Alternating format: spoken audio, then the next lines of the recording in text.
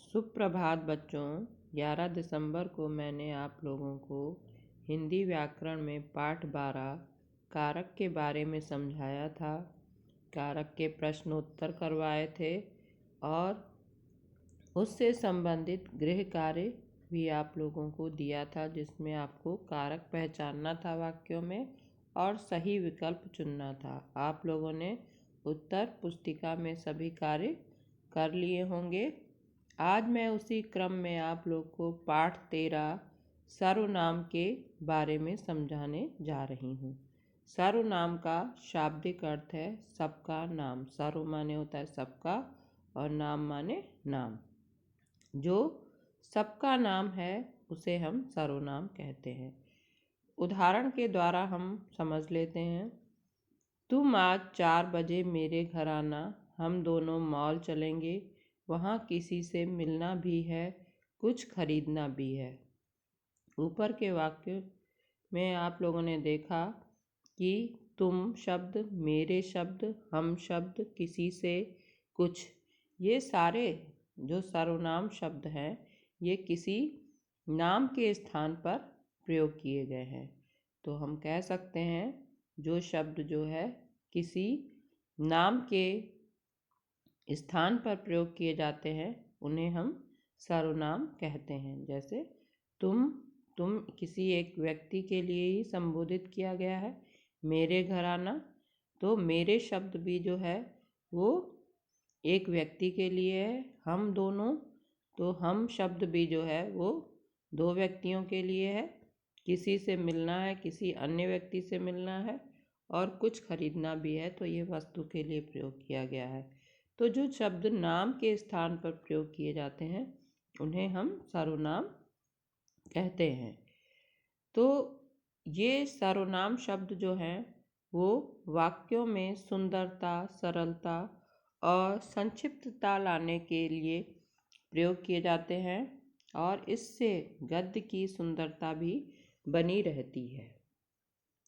जैसे यदि हम एक उदाहरण के द्वारा समझाते हैं आप लोग को कि मयंक मेरा मित्र है, मयंक मेरी कक्षा में पढ़ता है, मयंक के पिताजी डॉक्टर हैं, मयंक अपने पिताजी की तरह ही डॉक्टर बनना चाहता है। तो इस वाक्य में मयंक शब्द बहुतायत से प्रयोग किया गया है। तो ये मयंक शब्द बार बार बोलने में थोड़ी कठिनाई भी होती है और जो है अनुच्छेद की सुंदरता भी चली जाती है। इसीलिए मयंक शब्द की जगह अब यदि कहें मयंक मेरा मित्र है, मयंक की जगह अगर हम कहें वह मेरी कक्षा में पढ़ता है, उसके पिताजी डॉक्टर हैं, वह भी अपने पिताजी की तरह डॉक्टर बनना चाहता है। यदि इस तरह से हम पढ़ें तो क्या होगा, गद्य की सुंदरता भी बनी रहेगी और वाक्य जो हैं वो पढ़ने में भी सुंदर, सरल और संक्षिप्त लगते हैं। इसलिए वाक्यों को सुंदर बनाने के लिए, उन्हें सरल बनाने के लिए, उन्हें संक्षिप्त बनाने के लिए ही सर्वनामों का प्रयोग किया जाता है।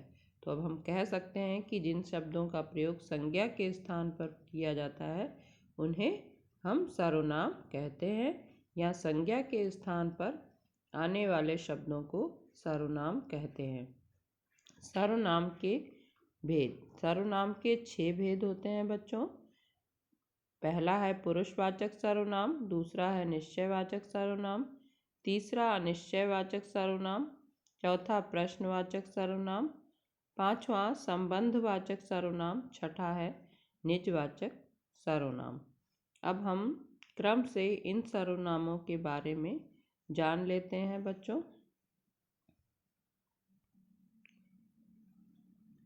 तो सबसे पहले बच्चों पुरुषवाचक सर्वनाम, जैसा कि नाम से ही स्पष्ट है कि पुरुष से संबंधित जो सर्वनाम है, पुरुष यानी कि जो व्यक्ति है, तो इसमें आते हैं वक्ता, श्रोता व अन्य पुरुष के लिए जिन शब्दों का प्रयोग किया जाता है। बोलने वाला वक्ता कहलाता है। जैसे मैं बोल रही हूँ और सुनने वाला श्रोता, जैसे कि तुम लोग सुन रहे हो।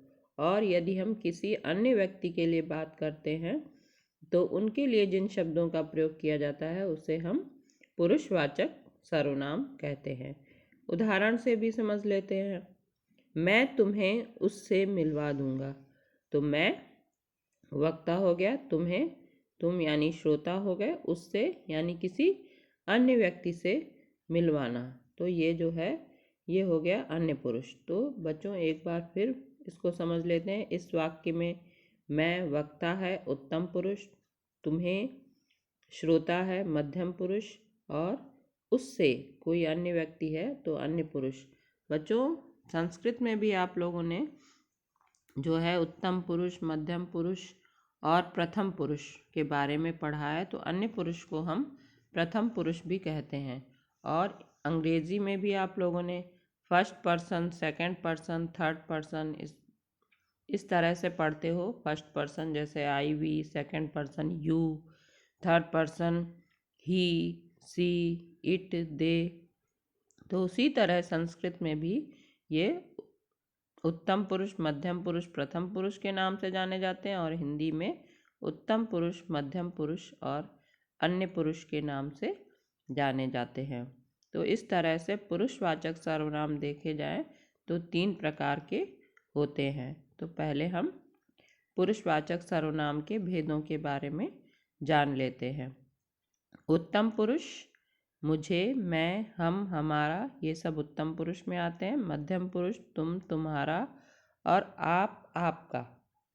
आप, आपका ये आदरणीय व्यक्तियों के लिए, सम्माननीय और अपने से बड़े व्यक्तियों के लिए आप शब्द का प्रयोग किया जाता है तुम के स्थान पर।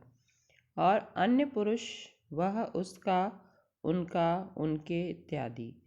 तो सबसे पहले उत्तम पुरुष, वक्ता या बोलने वाला, अपने नाम के बदले जिन सर्वनाम शब्दों का प्रयोग करता है उन्हें हम उत्तम पुरुषवाचक सर्वनाम कहते हैं, या वे शब्द उत्तम पुरुषवाचक सर्वनाम कहलाते हैं। जैसे मैं विद्यालय जा रहा हूँ, हमारा विद्यालय आज बंद है। तो इस तरह से मैं और हमारा ये शब्द जो है वो उत्तम पुरुषवाचक सर्वनाम है। मध्यम पुरुष सुनने वाले के लिए या श्रोता के लिए जिन शब्दों का प्रयोग किया जाता है उन्हें हम सर्वनाम जो मध्यम पुरुषवाचक सर्वनाम कहते हैं। जैसे तुम कहाँ जा रहे हो और आपका पत्र मिला था। तो तुम और आपका ये शब्द जो है वो मध्यम पुरुषवाचक सर्वनाम है। अन्य पुरुष वक्ता या श्रोता किसी अन्य व्यक्ति के लिए जिन सर्वनाम शब्दों का प्रयोग करते हैं उन्हें हम अन्य पुरुषवाचक सर्वनाम कहते हैं। जैसे वह घूमने गया और उनका सामान यहाँ रख दो। तो वह और उनका ये शब्द जो है ये अन्य पुरुषवाचक सर्वनाम शब्द हैं। तो बच्चों आप लोगों को समझ में आ गया होगा कि पुरुषवाचक सर्वनाम क्या होता है। अब दूसरा सर्वनाम है निश्चयवाचक सर्वनाम। तो वे सर्वनाम शब्द जो किसी निश्चित व्यक्ति अथवा वस्तु की ओर संकेत करते हैं, जिनके द्वारा हम निश्चित वस्तु या व्यक्ति की ओर संकेत करें, उन्हें हम निश्चयवाचक सर्वनाम कहते हैं। जैसे यह, वह, ये शब्द जो है हम संकेत करके किसी ओर कहें, जैसे हम किसी का परिचय करवाते हुए कहें कि यह मेरा मित्र है। तो यह शब्द जो यहाँ पर आया है ये जो है निश्चयवाचक, यानी जो हमारा मित्र होगा हम उसी को संकेत करके बताएंगे कि यह मेरा मित्र है। तो उदाहरण से भी समझ लेते हैं। इसी को पुरस्कार दो। जैसे मंच पर किसी को बुलाया गया और कहा इसी को पुरस्कार दो। तो इसी शब्द जो है ये निश्चयवाचक सर्वनाम के लिए प्रयोग हुआ है। दूसरा उदाहरण देखिए, यह सुरेश का घर है। यानी सुरेश के घर की ओर संकेत करके जो है कहा जा रहा है कि यह सुरेश का घर है, तो ये निश्चित है कि वो सुरेश का घर है। तो इस तरह से जब किसी निश्चित वस्तु, व्यक्ति या स्थान की ओर संकेत करके जिन सर्वनाम शब्दों का प्रयोग किया जाता है उन्हें हम निश्चयवाचक सर्वनाम कहते हैं। इन्हें हम संकेतवाचक सर्वनाम के नाम से भी जानते हैं बच्चों दूसरा है आपका तीसरा सर्वनाम है अनिश्चयवाचक सर्वनाम। अनिश्चयवाचक नाम से ही स्पष्ट हो रहा है, जैसे निश्चयवाचक में निश्चित वस्तु का बोध होता है, उसी तरह अनिश्चयवाचक सर्वनाम में जो है अनिश्चित व्यक्ति या वस्तु का बोध होता है, तो हम उसे जो है अनिश्चयवाचक सर्वनाम कहते हैं। जैसे हम कहें दरवाजे पर कोई आया है, तो दरवाजे पर कोई आया है, हमें पता नहीं है कि कौन आया है, तो ये अनिश्चयवाचक सर्वनाम की ओर संकेत कर रहा है। कुछ खाने को दे दो, बड़ी तेज भूख लगी है, तो कुछ शब्द यानी उसमें नाम नहीं बताया गया है और उसके अनिश्चित है कि कुछ भी खाने को दे दो, तो ये सर्वनाम जो हैं कोई या कुछ, ये जो हैं किसी अनजान व्यक्ति और अनिश्चित वस्तु की ओर संकेत कर रहे हैं, तो ये अनिश्चयवाचक सर्वनाम हैं। बच्चों चौथा है आपका प्रश्नवाचक सर्वनाम। जैसा कि हमें शब्द से ही पता चल रहा है, जो प्रश्न पूछने के लिए प्रयुक्त हो सर्वनाम, उन्हें हम जो है प्रश्नवाचक सर्वनाम कहते हैं। तो जो सर्वनाम शब्द किसी व्यक्ति या वस्तु के बारे में प्रश्न पूछने के लिए प्रयोग किए जाते हैं, वे जो हैं प्रश्नवाचक सर्वनाम कहलाते हैं। जैसे बाहर कौन खड़ा है, और दूसरा उदाहरण है तुम क्या लाए हो। तो यहाँ पर कौन और क्या शब्द जो हैं वो प्रश्न पूछने के लिए प्रयुक्त हो रहे हैं, इसलिए ये प्रश्नवाचक सर्वनाम है। फिर पांचवा सर्वनाम है आप लोगों का संबंधवाचक सर्वनाम। संबंधवाचक, जैसा कि शब्द से ही स्पष्ट है कि जहाँ पर संबंध प्रकट हो, जिन शब्दों के द्वारा वो सर्वनाम जो प्रयुक्त होते हैं वाक्य में, उन्हें हम संबंधवाचक सर्वनाम कहते हैं। जैसे उदाहरण से इसको समझ लेते हैं, जो पढ़ेगा वही प्रथम आएगा। तो यानी कि जो कठिन परिश्रम करेगा या जो पढ़ेगा वही प्रथम आएगा। तो जो और वही, इन दोनों में संबंध है, यानी जो पढ़ने वाला व्यक्ति है वही प्रथम आएगा। दूसरा है जिसकी लाठी उसकी भैंस। तो जिसकी और उसकी दोनों में संबंध है, इसलिए यहाँ पर इसे हम संबंधवाचक सर्वनाम कहेंगे। तो बच्चों अब है आपका अंतिम सर्वनाम निजवाचक सर्वनाम। तो जिन सर्वनामों का प्रयोग वक्ता या लेखक अपने लिए करता है, उनको हम निजवाचक सर्वनाम कहते हैं। जैसे मैं खुद चला जाऊंगा, मैं स्वयं कार्य कर लूँगा, या मैं स्वयं जूते पहन लूँगी। तो ये जो खुद, स्वयं, आप, ये शब्द जो होते हैं अपने आप, तो ये शब्द जो होते हैं वो निजवाचक सर्वनाम कहलाते हैं बच्चों। तो इस तरह से आप लोगों ने सर्वनामों के भेद के बारे में जान लिया। इसके अतिरिक्त भी कुछ विशेष बातें हैं जो मैं आप लोगों को बता रही हूँ। जैसे मैंने पहले ही बताया आप लोगों को कि आप जो है सर्वनाम का प्रयोग आदर्श सूचक मध्यम पुरुष है के लिए किया जाता है।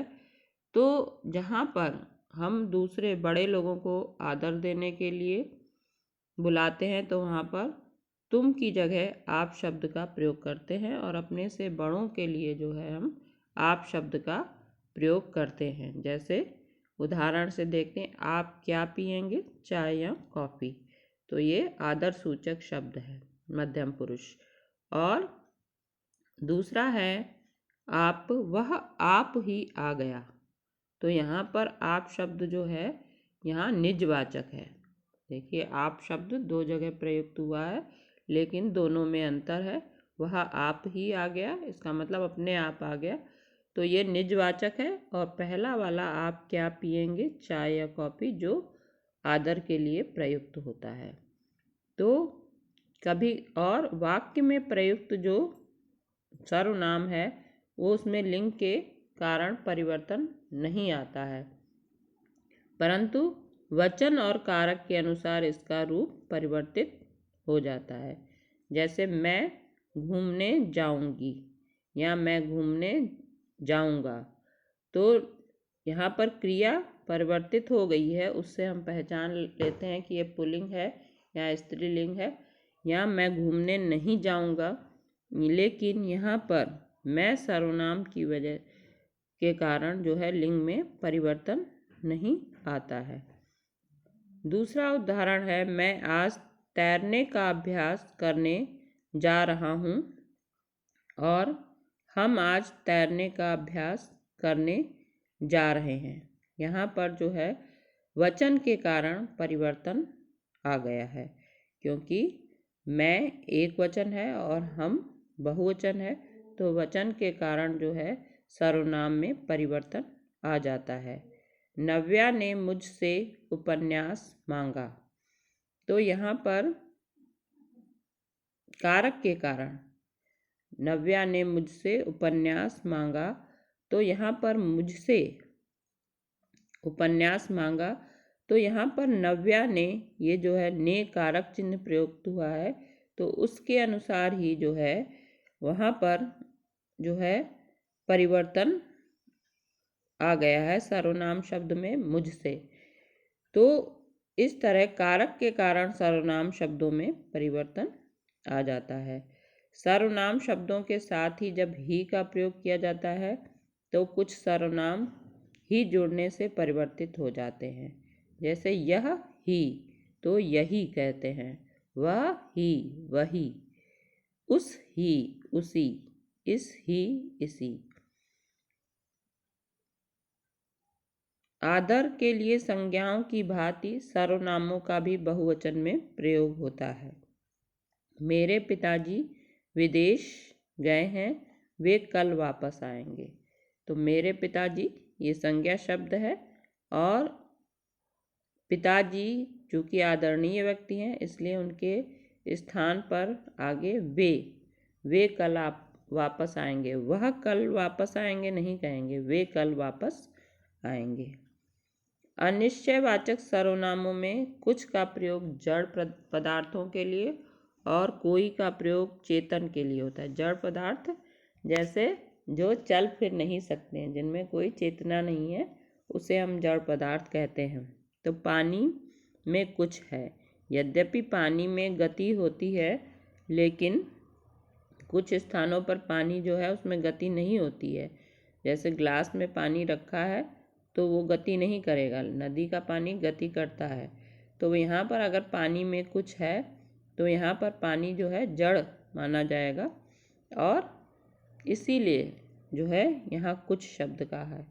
और कोई आवाज़ दे रहा है, तो कोई ये व्यक्ति के लिए है, और व्यक्ति या मनुष्य जो है वो चल फिर सकता है, इसलिए यहाँ पर कोई शब्द का प्रयोग किया गया।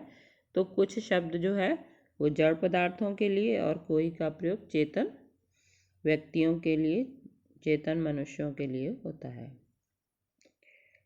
प्रश्नवाचक सर्वनामों में कौन का प्रयोग प्राणीवाचक के लिए और क्या का प्रयोग अप्राणीवाचक के लिए होता है।